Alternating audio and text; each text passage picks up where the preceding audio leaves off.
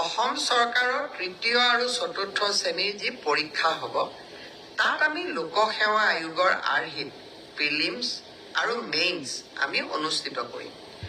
দুই এজন ব্যক্তিয়ে মোক জনাইছে যে পৰীক্ষাত নতুন নিয়ম এই বছৰ কৰিব নালাগে, কাৰণ আৰু যিহেতু 2 মাহ আছে, গতিকে আমি পুৰণা বা আগৰবাৰৰ দৰে পৰীক্ষা পতাটো উচিত হ'ব। আমাৰ চৰকাৰখনে সদায় ৰাইজৰ কথা শুনিবৰ বাবে চেষ্টা কৰে, কাৰণ আমি বিশ্বাস কৰোঁ লাও যেনেকৈ পাতৰ তলত থাকে, চৰকাৰো ৰাইজৰ তলত থাকে, ৰাইজৰ ঊৰ্ধত নহয়। যিসকলে মোক এই পৰামৰ্শটো দিছিল, দুই এজনে অলপ গালি গালাজো কৰিছে আৰু কিছুমানে ভালকৈ পৰামৰ্শটো দিছে। গালি গালাজ কৰা সকলকো মোৰ মৰম জনাইছোঁ আৰু ভালকৈ কোৱা সকলকো মোৰ সন্মান জনাইছোঁ। আপোনালোকৰ পৰামৰ্শ অহা 2-3 দিনত আমি বিবেচনা কৰিম